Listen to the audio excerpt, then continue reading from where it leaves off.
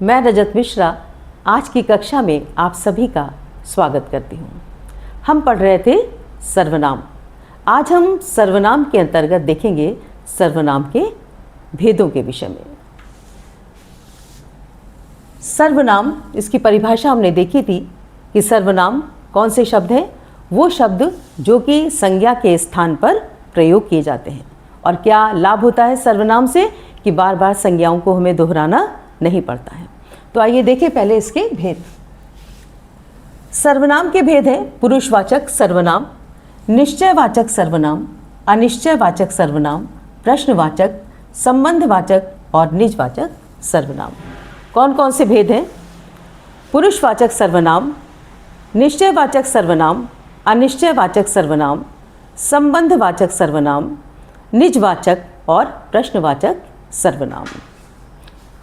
पुरुषवाचक सर्वनाम, इसमें से आज हम पहले लेंगे।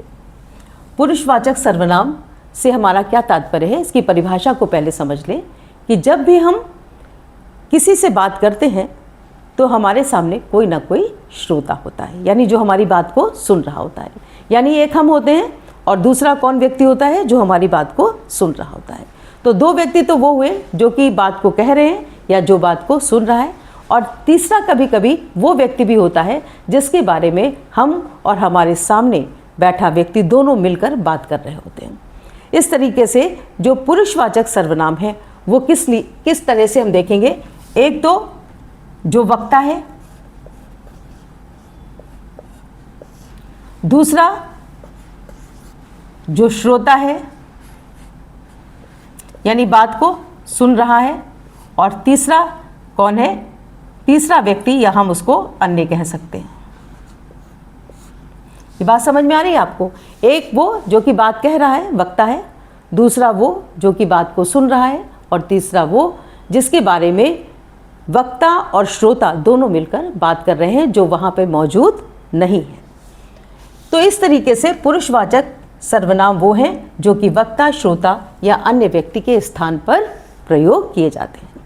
यानी जो बात को बोल रहा है उसके स्थान पर, जो बात को सुन रहा है उसके स्थान पर, या जो वहाँ पर मौजूद नहीं उनके स्थान पर जो सर्वनाम शब्द प्रयोग किए जाते हैं हम उन्हें पुरुषवाचक सर्वनाम कहते हैं। इस तरह से सर्वनाम के हम तीन रूप देखेंगे। पहला होगा उत्तम पुरुषवाचक सर्वनाम,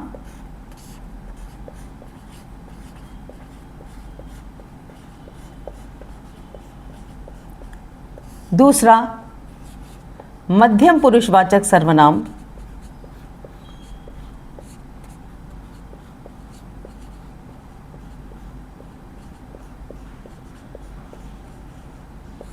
और तीसरा होगा अन्य पुरुषवाचक।